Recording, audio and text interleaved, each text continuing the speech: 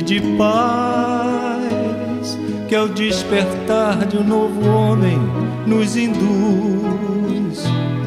Te conclama, irmão, de última hora a ingressar. Boa noite a todos. Boa noite com sol ardente de Cabo Frio, mas é uma boa noite. E realmente é uma noite privilegiada, que se inicia agora, né, 18 horas, porque a gente pode contar com a presença de tanta gente bonita, tanta gente boa, tanta gente que a gente ama, né, na plateia, na casa, porque nós somos dessa casa há um bom tempo.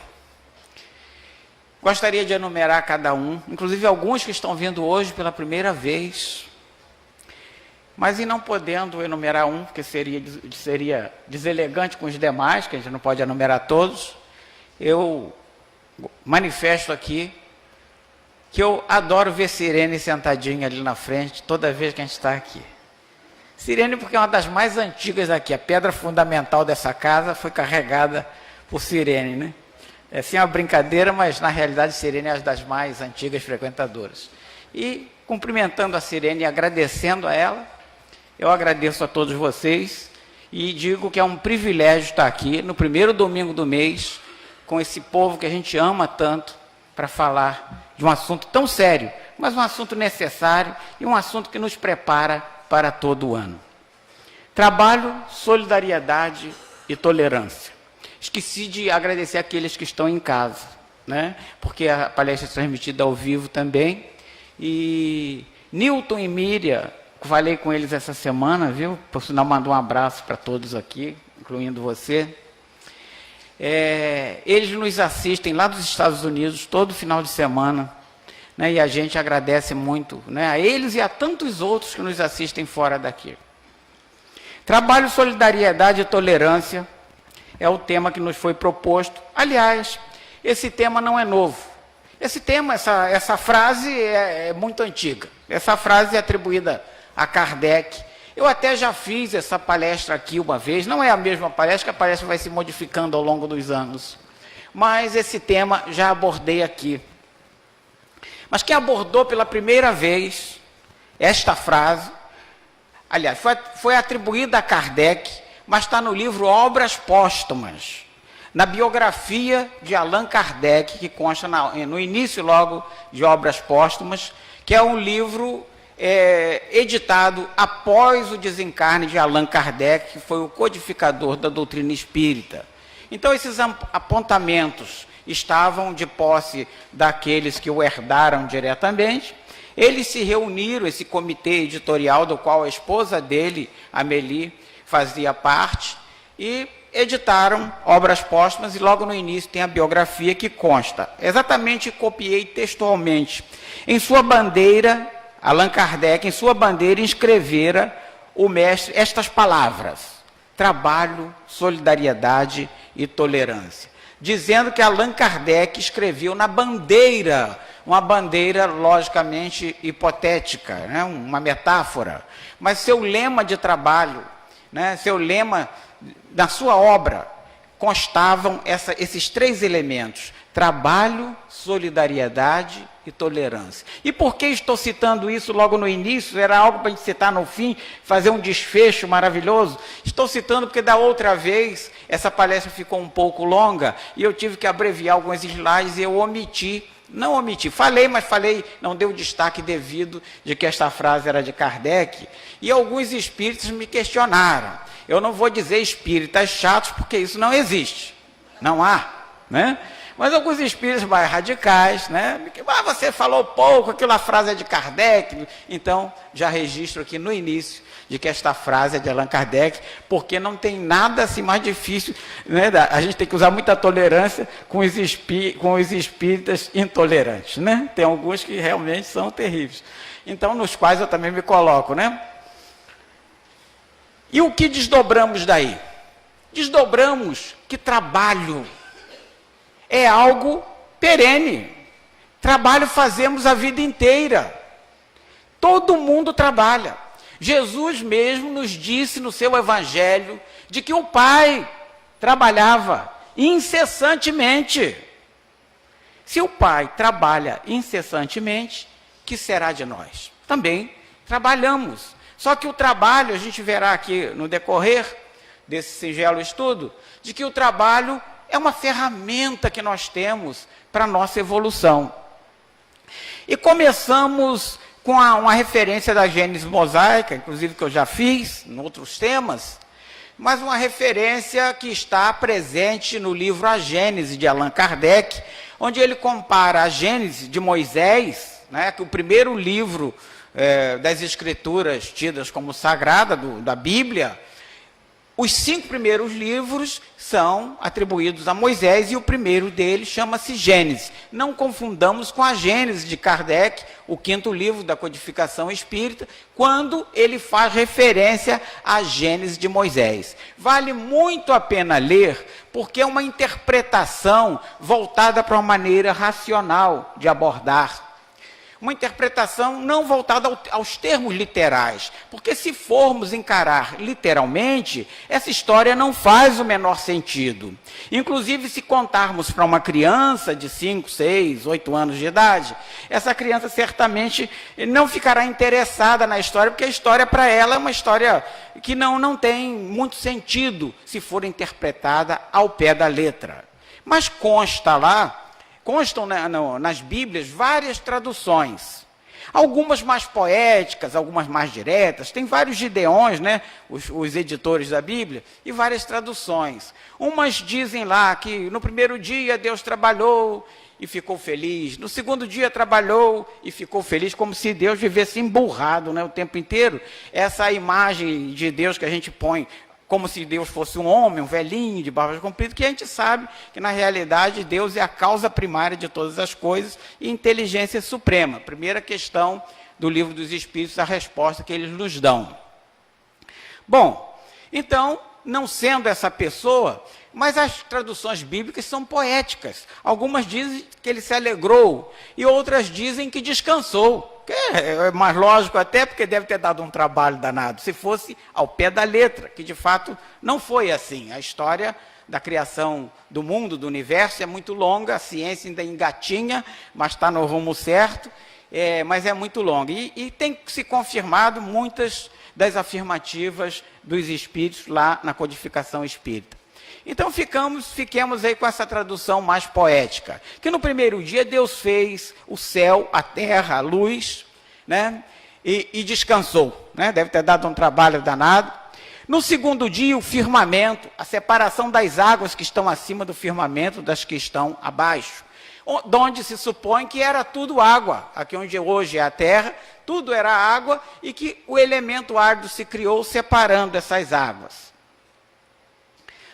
Aí descansou. No terceiro dia, as águas que estão abaixo do firmamento se reuniram, apareceu o ar, a terra, os mares, as plantas, tudo trabalho do terceiro dia, deve ter tido muito trabalho, e descansou. No quarto dia, fez o sol, lua e estrelas, né? Criou tudo isso e descansou. Nada mais justo. No sexto dia, os peixes, os pássaros, e também descansou. No sexto dia, fez os animais terrestres, todos aos pares, cada qual, né, com o macho e a fêmea, assim por diante, e criou o homem, a quem deu o nome de Adão. E depois descansou. E Adão cansou de descansar. Estava lá sozinho, né, não tinha companheira, foi criado sozinho. E então, contam as Escrituras que Deus, vendo Adão tão triste, sem o seu par, pegou-lhe uma costela, né? Tirou a costela de Adão, quebrou, e conta nas Escrituras também, podemos ler, que separou a carne dos ossos, ou seja, desossou, né? Separou a carne dos ossos, e com aqueles elementos, construiu a mulher. Deu o nome de Eva. E diz que depois que Deus fez a mulher, nem Adão e nem ele mais conseguiram descansar. Porque a mulher... quando não trabalha, ainda bota o homem para trabalhar também, né? E Severino Celestino nos trouxe um adendo na sua última apresentação aqui no seu seminário, muito brilhante o seminário dele, nos disse uma coisa que já me incomodava há muito tempo, né? que eu imaginava na minha cabeça de criança, quando me contaram essa ideia, eu sempre fui uma criança que pensava, talvez a cabeça grande ajudasse um pouco, né? Mas eu me questionava, se Deus arrancou uma costela de Adão, ficou sobrando a outra em outro lugar, ele ficou meio torto, né? Com a costela sobrando. Aí Severino disse assim, que um dos anjos alertou Deus deixou lá Adão com uma costela sobrando. Ele falou, então tá certo, arrancou a outra costela e descartou, jogou na natureza. Mas esse anjo era muito insistente, chegou novamente depois para Deus e falou, mas Senhor, ficou ali matéria-prima jogada fora, um desperdício, vamos aproveitar. E Deus falou, eu sou Deus, eu posso. Chegou lá, pega aquela costela, mandou trazer a costela, e o anjo questionou, mas Senhor, já faz 2 dias, já não está cheirando muito bem. E ele disse, não, mas vou usar, eu sou Deus, eu posso fazer. E realmente construiu outra mulher, fez então a sogra. E parece que aí mesmo que Adão não descansou mais. Porque vou lhe contar uma coisa, né? Com uma mulher já era difícil, com 2, sendo uma sogra, né? É uma brincadeira, naturalmente. Eu sempre digo que a minha esposa tem uma sogra maravilhosa, que é a minha mãe, né? Bom, a injustiça com as sogras, né? As sogras também são mães, não podemos nos esquecer disso. E é naturalmente uma brincadeira que Severino fez e que eu aqui replico com o aval dele, que considero realmente uma pessoa mestra, porque inclusive é um grande estudioso das escrituras bíblicas. O fato é que essa história não pode ser interpretada ao pé da letra, não pode. Mas nos traz aqui uma referência que está desde o início. E essa referência está aqui numa coisinha, trabalho. O trabalho existe desde o início dos tempos, o trabalho. Continuando um pouquinho mais, aí depois veio a fase que Adão foi tentado, né? E quem tentou Adão? Bom, quem tentou Adão, a gente sabe muito bem que foi Eva. Mas quem tentou Eva? A cobra. Diz que a cobra era o ser mais lindo que existia, mais inteligente e tal, e chegou para Eva e usou com Eva coma, minha filha, aquela fruta que está lá, mas Deus proibiu. Era o fruto que estava no jardim do Éden, mas era a árvore da sabedoria, não podia comer e tal. Coma, minha filha. E usou um argumento, parece que era infalível com as mulheres. Coma que não engorda nada. Aí ela foi e comeu, né? E gostou tanto que ofereceu para Adão. Adão também comeu com medo, diz até que se engasgou, que o pomo de Adão que a gente tem aqui, essa protuberância, né? É o fruto que Adão teria se engasgado e que nós trazemos até hoje. Naturalmente uma falácia, porque ele não corresponde à realidade. Mas conta-se aí.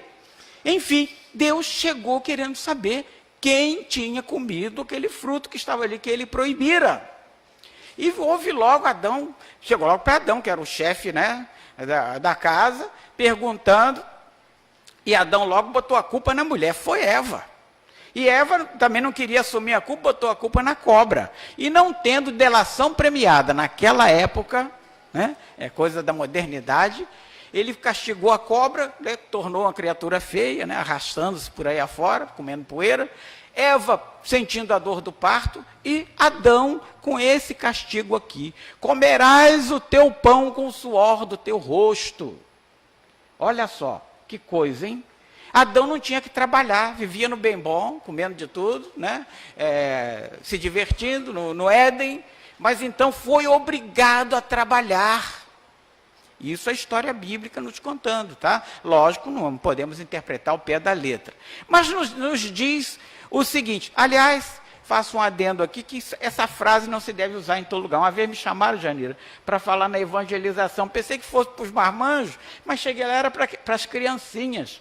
Aí eu usei essa frase aqui com eles, né? Falando do trabalho também, mas numa linguagem mais superficial. Aí quando eu falei, comerás o teu pão com o suor do teu rosto, um garotinho me perguntou, por que, tio, acabou a manteiga? Né? Não era isso, aqui faz uma referência ao trabalho, né? A gente tem que deixar claro, não era falta de manteiga, não.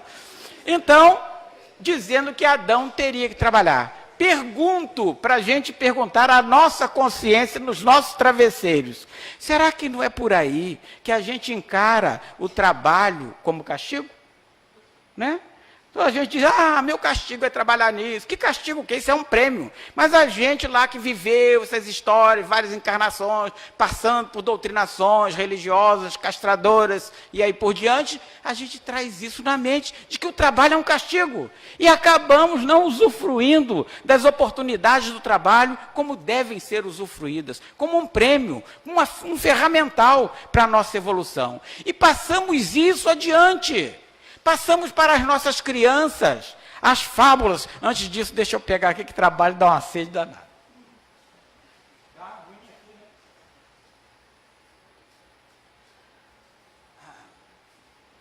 Passamos na forma de fábulas. Gente, tem fábulas assim assustadoras. Né? Atirei o pau no gato, as fábulas da raposa e as uvas, essa até é suavezinha, né?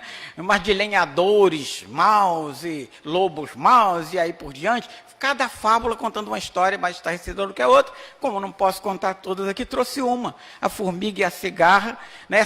Essa lenda, né? Essa fábula é atribuída a Esopo, que é um escritor muito antigo, mas La Fontaine, que é um escritor francês, pegou para si, né, deu sua lapidada, e ela é mais atribuída a La Fontaine. Mas eu trago aqui a versão de Bocage, que é um escritor português, né,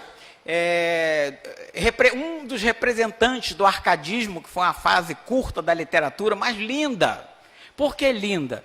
Bom, porque antes tinha a fase barroca, que era muito rebuscada e tal, todo mundo numa cultura que não era do povo. O arcadismo trouxe a volta ao campo, a volta às coisas naturais. E o arcadismo, olha só que semelhança com o espiritismo, nos convoca a questionar sempre, a confrontar com a realidade. Então, lógico, o arcadismo teve uma fase relativamente curta, pouco representada, no Brasil teve pouca representação, mas na Europa, né, Portugal, França, Inglaterra, foi bem representada essa representação de Bocage. Logo a seguir veio o romantismo, com aquela melancolia, com morrer por amor, com sofrer, mas vamos deixar, a gente não está aqui para discutir literatura, mas sobre o arcadismo, essa versão de Bocage.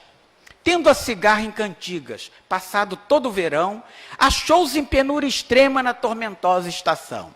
Não lhe restando migalha que trincasse a tagarela, foi valer-se da formiga que morava perto dela.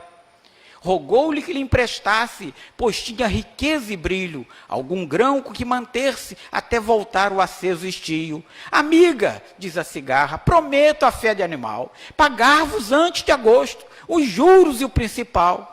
A formiga nunca empresta, nunca dá, por isso junta. No verão em que lhe davas? A pedinte pergunta. Responde a outra, eu cantava, noite e dia, toda hora. Oh, bravo, torna a formiga. Cantavas? Pois dança agora. Né? Ou seja, não emprestou, achando que o trabalho da formiga fora em vão. Aí eu pergunto, será que... o trabalho da cigarra foi em vão. Será que a formiga teria trabalhado tão bem sem uma música? O que seria de nós se aquela música ambiente, né, tão harmoniosa para essas nossas meninas crias da casa, né, tão harmoniosa, né, para preparar o ambiente? A gente às vezes chega agitado da rua, né, eu um pouco mais do que os outros, porque eu tive que preparar tudo aqui, as coisas às vezes não se encaixam direitinho, a gente trabalha até a última hora, né, não é que seja trabalhador da última hora não, a gente trabalha até a última hora. Mas aí, para abrandar esse agito, essa música suave, tranquila, a música da cigarra tem o seu papel.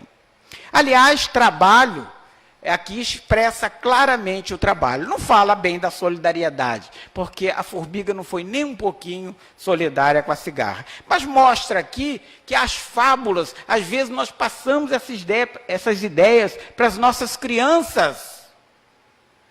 E elas, às vezes, não sabem separar uma coisa da outra, interpretam literalmente e levam isso para as suas vidas. Se formos ver a definição de trabalho em qualquer dicionário, vai nos dizer que é o ato de trabalhar, é qualquer ocupação manual ou intelectual, esmero, cuidado que se emprega na feitura de uma obra, obra feita ou que se faz ou que está para fazer, labutação, lida, fenômeno da vitalidade dos órgãos, também é trabalho, os órgãos trabalham. E a natureza? Tudo na natureza trabalha. Falamos das cigarras. Falei do cântico das cigarras, mas não é só o cântico, não. Há várias lendas sobre a cigarra. Diz-se popularmente que ela se arrebenta de tanto cantar. Né? Mentira, porque se acha a casquinha da cigarra presa nos troncos e acha que a cigarra se arrebentou e morreu, acabou de tanto cantar. O cântico da cigarra tem um porquê. O cântico das cigarras, geralmente, são os machos, né, que cantam para atrair suas fêmeas, é para o acasalamento. E o homem utiliza isso, mas como utiliza? Será que é o acasalamento da cigarra o homem utiliza para alguma coisa? Não, mas o cântico sim. Quando a cigarra começa a cantar, marque no seu relógio biológico, porque geralmente nem na roça relógio se tem para se marcar, né? Mas a pessoa do interior, que não dispõe dos recursos dos quais dispomos na cidade, ela se orienta com as coisas da natureza. Conte 30 dias, vai começar a estação das chuvas. Então o agricultor, ele se baseia no cântico da cigarra. E quando a cigarra canta, costuma-se dizer, no dia seguinte não vai chover. É porque a gente não marcou o primeiro, porque 30 dias depois começarão as estações da chuva. O sertanejo, ele se baseia no cântico destes animais, né? No trabalho dos animais.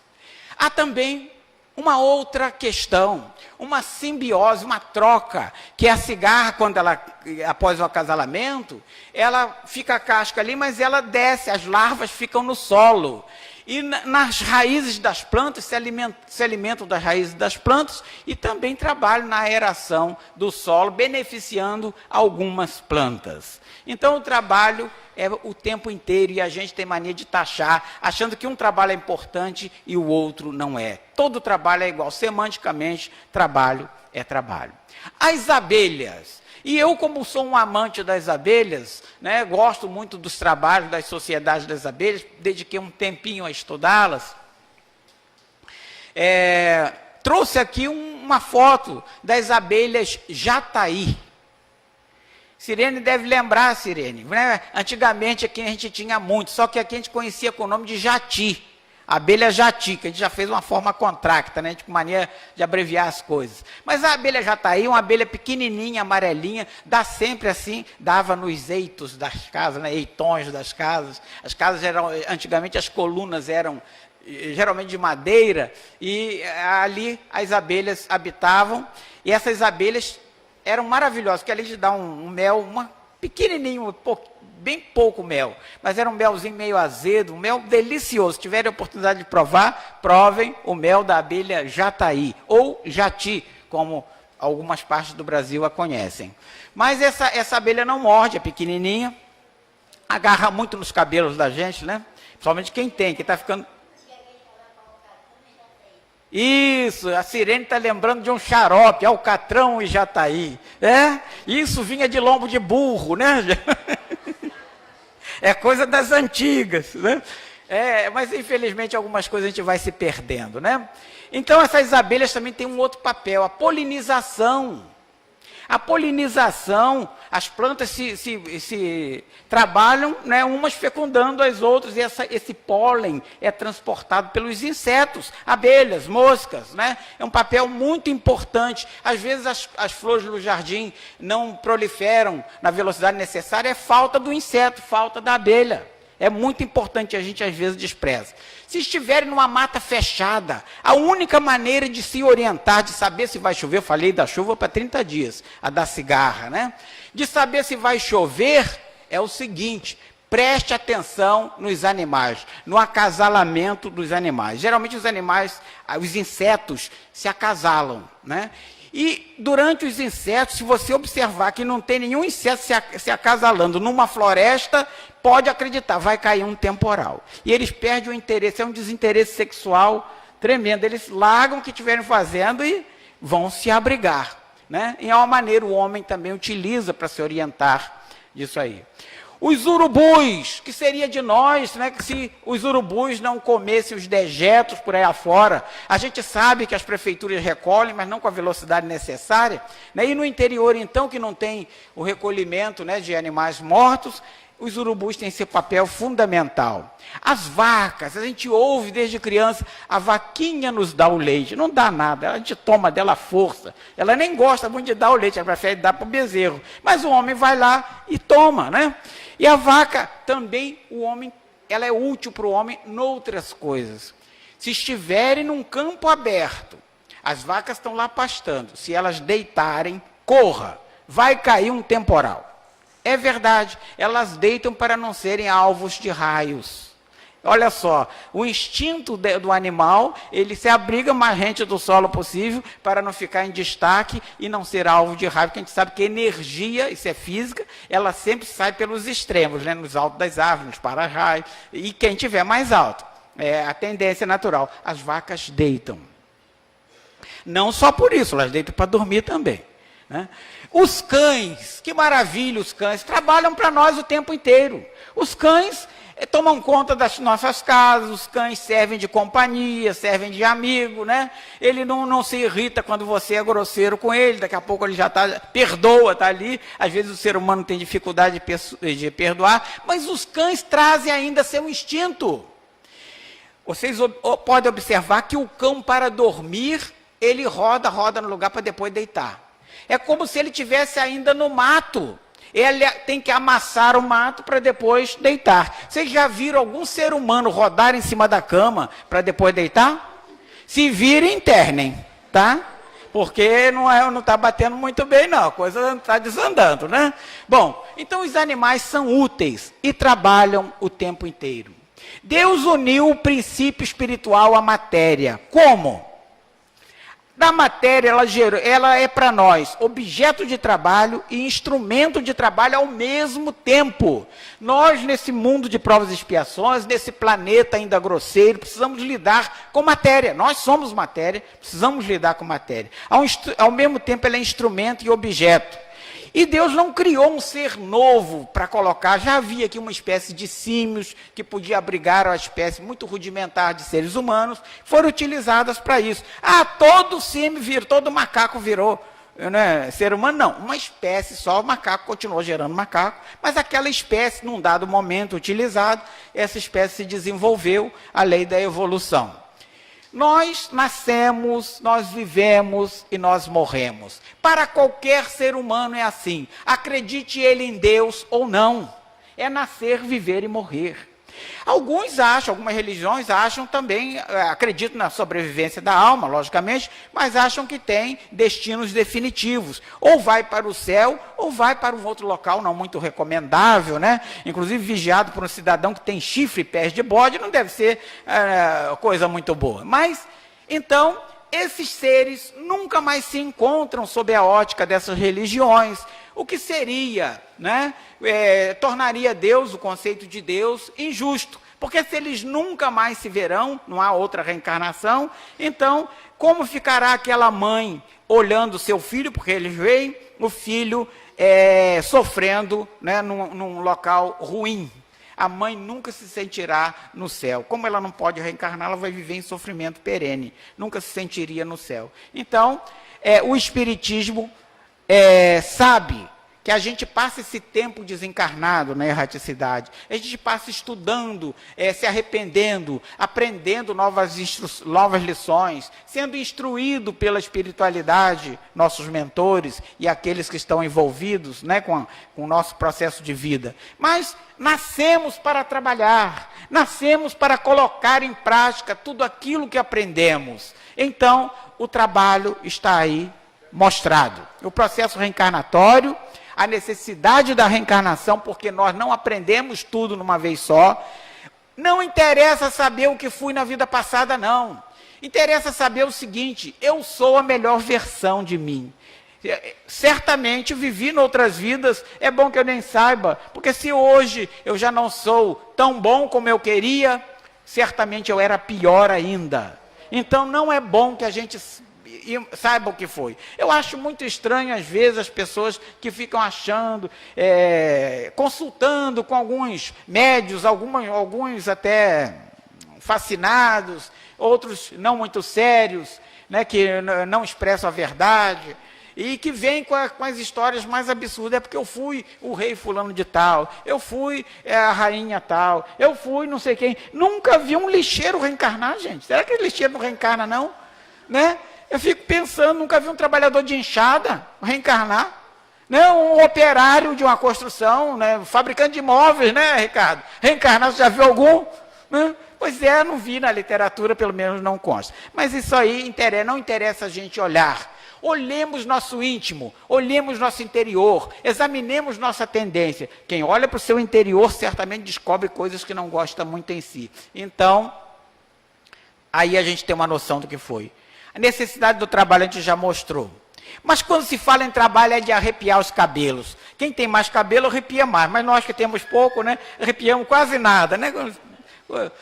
Enfim, bom, é de arrepiar, mas o trabalho não assusta não. Questão 674, Kardec pergunta aos espíritos no Livro dos Espíritos. Gente, eu sempre coloco a referência no rodapé. Ah, não está ali. Eu sempre coloco a referência no rodapé da página, tá? Quem não, se eu esquecer de mencionar, por favor, ela está sempre no rodapé. Responde os espíritos. O trabalho é uma lei natural e, por isso mesmo, uma necessidade.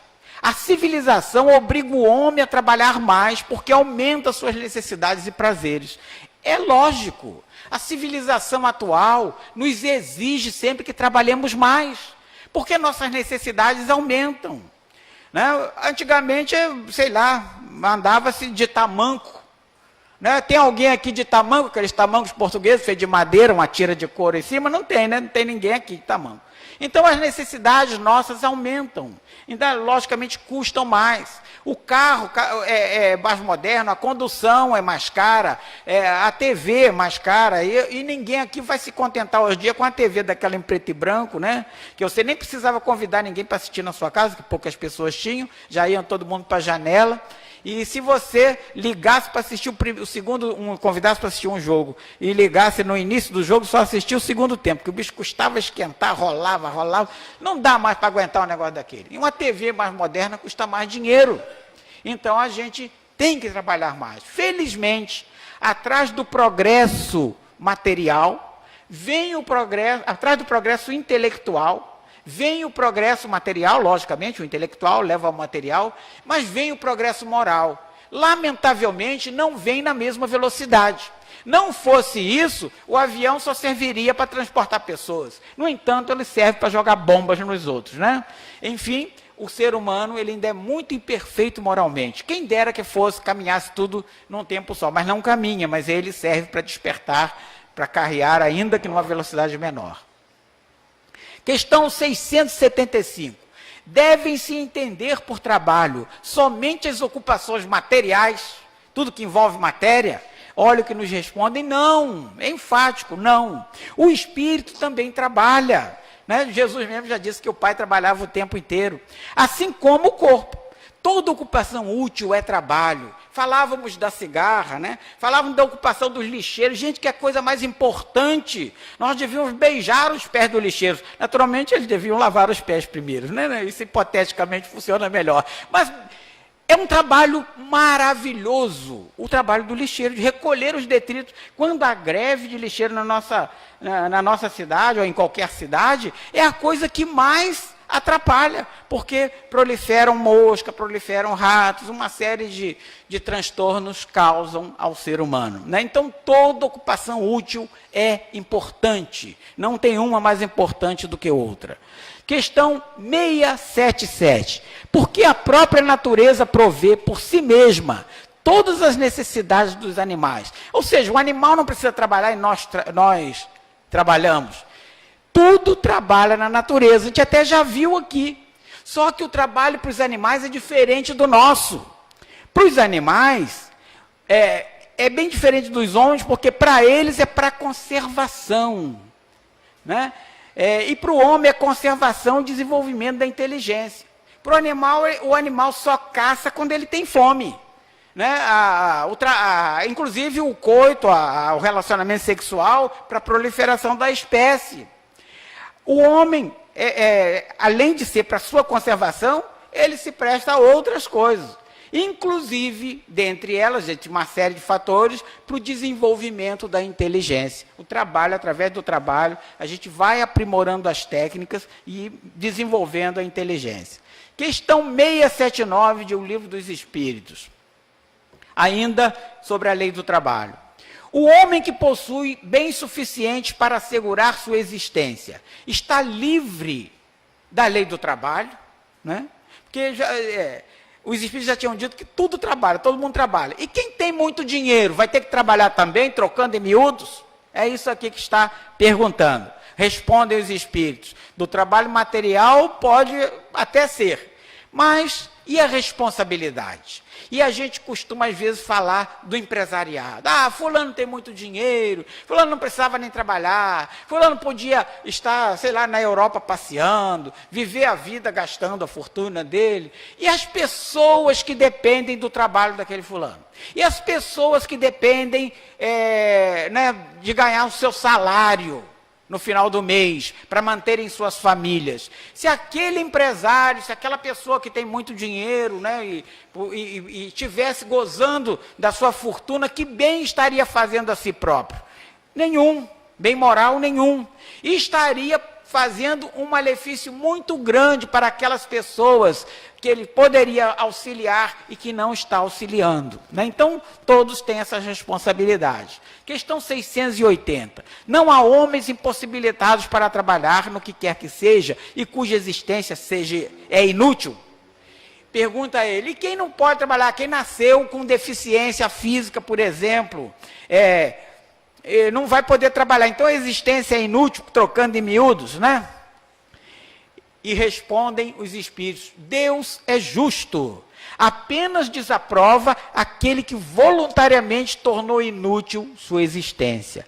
Se eu nasci com as minhas possibilidades, com os meus talentos, e fiz dos meus talentos nada, tornei inútil, aí é desaprovado. Mas se alguém que nasce, às vezes, impedido de trabalhar, com uma paralisia qualquer, paralisia cerebral, por exemplo, e a pessoa não tem condição de exercer nenhum trabalho em proveito de outrem, né?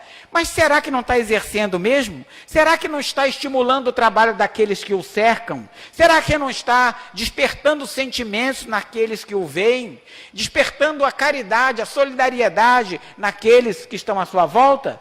Tudo tem um objetivo na vida, tudo. A necessidade do repouso, ainda falando de trabalho, a questão 682 diz que todos nós necessitamos de repouso, mas que cada um tem o seu limite. Questão 683 nos fala dos limites. O limite é o das forças. Deus deixa o homem livre para escolher. Aí tem aqui algumas situações de trabalho, sobrecarga ali, um padeiro, né, transportando na sua bicicletinha ali, pão que não acaba mais. Antigamente a gente via muito isso aqui em Cabo Frio, né, Sirene? Bicicleta de carga com cesta de pão. Hoje em dia isso acabou, isso não tem mais, mas antigamente tinha. E um gatinho ali descansando, né? Não se está falando aqui de ócio, não. O ócio é condenável, mas o descanso é recomendável. Solidariedade. O que é solidário? Se formos a qualquer dicionário, está lá escrito. Qualidade do que é solidário. Dependência mútua. Né? Mútua, olha só, dependência mútua. Das duas partes. Reciprocidade de obrigações e interesses. Então, na solidariedade, tem que haver reciprocidade. Tá? Tem que haver participação dos dois lados. E no Espiritismo a gente aplica isso como? A gente vai ver isso aqui ainda. Né? Falando de Kardec, fechando com Kardec aqui, aqueles 15 minutos eu tenho que me virar nos 30 aqui, não, eu tenho que me virar nos 15, né? 15 minutos que tem ali. Bom, a solidariedade, tem aqui essa foto, saiu na internet, onde duas pessoas, duas crianças, não conseguindo, um sozinho, cada um deles, salvar aquele cachorro que estava naquele canal. Isso aqui parece que essa foto é de São Paulo. Tá? Circulou aí pelo mundo. Não conseguindo uma criança salvar, né, no Rio-Tietê, conseguindo salvar aquela criança, pegaram uma bolsa de um deles, né, e um segurou na bolsa e um segurou no capim, lógico, para dar sustentação ao outro, e os dois conseguiram tirar o cachorrinho que estava se afogando. Né? Um exemplo aqui de solidariedade. Nós, em conjunto, conseguimos fazer obras maiores, gente. Com certeza. Sozinho conseguimos trabalhar. Sozinhos vamos à frente também. Só que, se usarmos cada qual sua vocação e dermos as mãos uns aos outros, nós conseguimos mais. Então, o trabalho mais a solidariedade é o trabalho em equipe, e o trabalho em equipe nos leva a uma evolução mais rápida. Mais rápida. Os sociólogos estudaram sobre solidariedade, né? Aqui tem um estudo de um sociólogo, a referência está ali, um sociólogo francês, Émile Durkheim.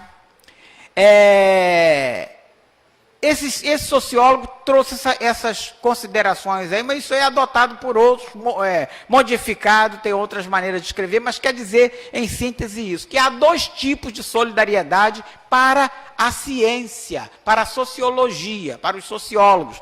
Essa solidariedade, por que eles estudaram? Porque não é porque eram bonzinhos, não. Estudaram porque viram que o trabalho em equipe promove resultados melhores. Então, para promover, por que isso se dá? Então, foram ver como as sociedades se faziam. Por que eles unidos conseguiam produzir mais?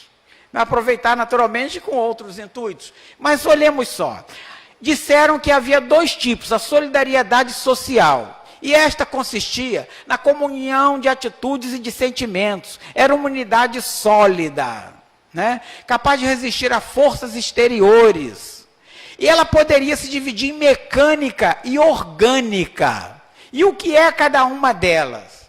A solidariedade mecânica possui as pessoas que compõem essa solidariedade, esses grupos, possuem pontos de vista semelhantes. Os mesmos valores, mesmas crenças religiosas, geralmente, e nós observamos, às vezes, em filmes mais antigos, filmes de sociedades mais retiradas, até alguns filmes americanos mesmo, de sociedades que não se comunicavam com os demais, eles viviam isoladamente, né?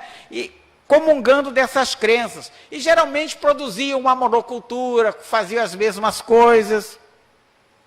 Origina-se de semelhanças psíquicas e sociais. É uma fase primitiva da organização social, tá? Diferente da organização orgânica. Isso aqui nos lembra, na atualidade, quando se monta um comércio, uma casa de ração aqui, daqui a pouco tem outra casa de ração ali, outra casa de ração do lado, outra do lado, e não tem cachorro para comprar ração, para os proprietários comprarem ração, acabam falindo algumas, né? Quem tem menos condição acaba falindo. É a sociedade mecânica, onde não foi feito um estudo para a implantação daquilo ali, então eles vão por oportunismo, vendo que o outro se deu bem, vai se dando bem também, e comungando da mesma coisa. Se um montasse uma casa de ração, o outro fosse vender acessórios, o outro vender perfumaria para cães, cosméticos, e assim por diante, todos venderiam. E, no entanto, né, seria muito mais sustentável essa implantação desses comércios, né? Então, quando são todos iguais, é a mecânica. E a orgânica, ela divide o trabalho em profissões, em aptidões especializadas. Os interesses são sempre complementares. A solidariedade, ela é feita com moral própria, né? Há uma conduta, há um estatuto, um regimento, né? Ainda que muitas vezes não escrito, mas um regimento, um consenso. Então, ela é com moral própria. Ela se fundamenta na diversidade, por isso mesmo ela possui uma autonomia muito maior e uma consciência individual muito mais livre, ou seja, ela se autodirige. A evolução parte dos seus próprios membros, cada um com a sua aptidão. Isso se dá muito nas casas espíritas também, essa solidariedade. As pessoas às vezes vêm à casa querendo trabalhar. Quero trabalhar, adorei, ótimo, tem muito trabalho aí, tem, mas quer o mesmo trabalho do outro, mesmo do outro, mesmo do outro. E a gente poderia usar a aptidão nossa e fazer, né, desse trabalho algo mais útil, complementar ao trabalho do outro. Com isso, caminharia tudo muito melhor, muito mais livre. Antes de entrar aqui, Não sei se alguém aqui já ouviu falar em economia solidária.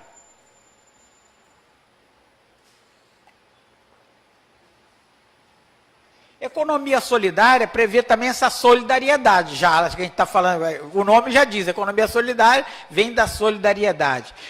Ela é mais voltada aos meios locais, às cidades. Então, entre artesãos, por exemplo, um faz o artesanato, outro faz outro, e vendem no próprio local. A comida, a agricultura familiar, por exemplo, né? Reúnem-se entre eles, cada um produz um produto e em cooperativa vendem e acabam vendendo próximo. Há um conceito de que nós produziríamos um desenvolvimento social muito melhor se consumíssemos o alimento produzido próximo da nossa residência. O mais próximo possível, o alimento, a roupa, enfim, as coisas que utilizamos mais próximos do nosso conceito. É um conceito de economia solidária, né? Pode-se usar na pesca, pode-se usar na agricultura, em qualquer conceito, a sociedade moderna hoje adota. Há leis, né, que criaram essa economia solidária e leis certamente que nós devemos primar para que elas deem bons frutos. E quando eu não puder mais trabalhar? Questão 681. A lei natural impõe aos filhos a obrigação de trabalhar, de O Livro dos Espíritos, está lá no rodapé. Os filhos têm que trabalhar por seus pais? Pergunta aqui.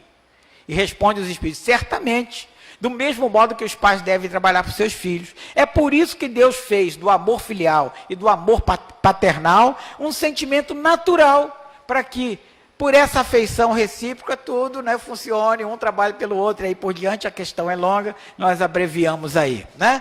Mas certamente os filhos têm que trabalhar pelos pais também, porque os pais muito fizeram pelos filhos. Chega um momento que os pais não têm mais gás para levar a vida à frente, né? Precisam usufruir, descansar os limites das forças, né, que a gente já viu em questões anteriores. E quanto aos idosos? O forte deve trabalhar pelo fraco, responde os espíritos. Na falta da família, olha só, na falta da família, a sociedade deve tomar o seu lugar, mas primeiramente é a família. Mas a lei da caridade nos diz que na falta da família, que já é uma obrigação moral, uma caridade, a sociedade deve tomar o lugar. Então não adianta botar a culpa muitas vezes na prefeitura, no estado, no país, né? Nós temos que reforçar onde nós podemos, nossos núcleos sociais. Nossa família é o primeiro núcleo social. Devemos reforçar, a coisa está funcionando bem aqui, tem como resolver aqui, vamos usar os outros recursos. Não tem, usemos os outros. Mas não pode ser de lá para cá, a coisa tem sempre que partir do menor para o maior. Nós todos, aqui já vamos falar da tolerância, e nós somos todos diferentes. Por que temos que ser tolerantes uns com os outros? Porque uma pessoa não é igual à outra. A maneira de um pensar não é a maneira da outra pensar. Lógico, nós temos que partir de regras morais. As primeiras regras Deus nos deu. Os 10 mandamentos que devemos seguir, claro. Temos que segui-los. Ninguém pode ir no sentido contrário a um daqueles mandamentos. Mas as leis humanas seguiram daí, baseada em desvios morais. E por que acontecem os desvios morais? Porque muitas vezes, não é tolerante com o outro e quer que o outro proceda da mesma maneira que ele. Ou às vezes, até pior ainda, quer que o outro faça aquilo que ele não foi capaz de fazer e que não se cobrou. Né? Então nós somos todos diferentes, temos sempre que nos colocar no local do outro, na situação do outro, para sabermos se nós estivéssemos na situação do outro, qual seria a nossa reação, né? E nos colocarmos na hora do exemplo no local de Jesus. Vamos nos portar como Jesus se portou. Será que Jesus foi intolerante, né, com alguns daqueles que fizeram grosseria com eles, tirando a situação do templo, né, que ele se revolta com os vendilhões do templo e tal, transformaram a casa num local, num comércio de venda, e ele se rebelou contra aquilo, né? Mas é uma história ainda requer requer refinamento, né, porque há várias interpretações, mas não vamos entrar nesse quesito. O fato é que Jesus foi sempre tolerante com os outros. Ele nunca foi tolerante com um infrator, né, ele condenava o ato, mas não a pessoa. Nós não podemos condenar a pessoa. O ato, sim. O ato, sim. Mas a melhor maneira de condenar um ato errado é fazendo o certo, para que aquilo sirva de exemplo. O trabalho na caridade. Gente, basta olhar para o lado, a necessidade está ao nosso lado. Muita gente quer ajudar quem está na África passando fome, quem está não sei onde, tudo bem, nós temos que ajudar. Mas muitas vezes a necessidade está do nosso lado. E a nossa sensibilidade é que não foi capaz de detectar. Então, o trabalho na caridade. Chico falou que se ao chegar ao Espiritismo, quando ele adentrou ao Espiritismo, vindo do catolicismo, naturalmente, mas ele, quando tornou-se espírita, se Kardec tivesse escrito que fora da igreja não há salvação, ele teria saído imediatamente. Mas está escrito em O Evangelho segundo o Espiritismo, é um dos capítulos, fora da caridade não há salvação. E de fato não há. Porque quando eu estou no trabalho da caridade, e eu penso que estou fazendo um bem ao outro, na realidade eu estou recebendo um bem ainda muito maior. Mas lógico, isso aí não pode ser feito com essa intenção, senão nenhum valor teria. Né? Jesus já aconselhou que a mão esquerda nunca deve saber o que a direita faz. Então tem que ser feito sem esperar retorno. Mas toda vez que fazemos, certamente o retorno vem, porque a colheita ela é sempre generosa. As tarefas na casa espírita, você até já falou que todo mundo que chega quer trabalhar, mas quanta tarefa tem na casa espírita, né? Não podemos nem enumerar, mas ali fora tem uma lista, no site tem uma lista de tarefas, nos avisos aqui do final, certamente, de janeiro, muita propriedade coloca. Eu achei fantástica a colocação do Marcelo na palestra da quarta-feira, gostaria aqui, aliás, de dar os parabéns a ele pela abordagem do tema, né? Que trouxe a necessidade, a seara, falando da seara, a seara de trabalho, aquela seara que Jesus, as Escrituras tanto falam, a seara é onde estamos inseridos, qualquer lugar é nossa seara de trabalho. Quando eu estou aqui, aqui é a minha seara. Se eu estivesse lá na cantina, lá é a minha seara. Se eu estou conversando com um amigo, abraçando um amigo, acolhendo, é a minha seara de trabalho. Então, aqui a nossa casa espírita é a nossa seara. Então, que nós procuremos exercer na nossa seara o nosso trabalho, as nossas aptidões, os nossos talentos. Mas Djanira fez uma consideração no final que eu também achei fantástica e também a parabenizo, porque na realidade as pessoas às vezes chegam querendo exercer funções nas quais elas ainda não estão aptas. Elas possuem um talento natural, mas muitas vezes aquele talento ainda não foi trabalhado. Ela quer, por exemplo, participar de um trabalho mediúnico, quando na verdade ela nem estudou o beabá do Espiritismo.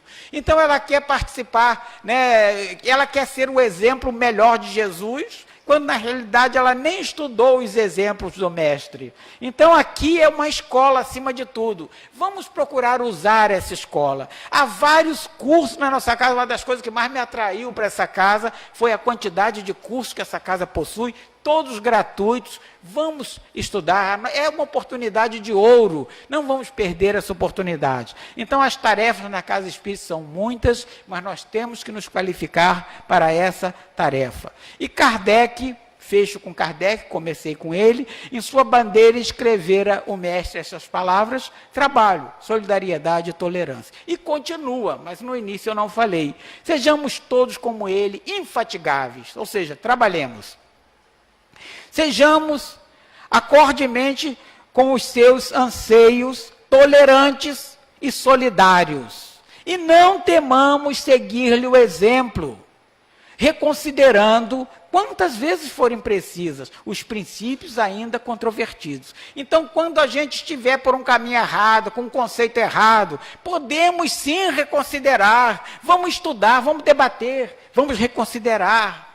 Tentemos avançar antes com segurança e certeza do que com rapidez. É melhor a gente estar certo do que faz, seguro, do que avançar, né, rapidamente e de maneira imprecisa, com pressa simplesmente.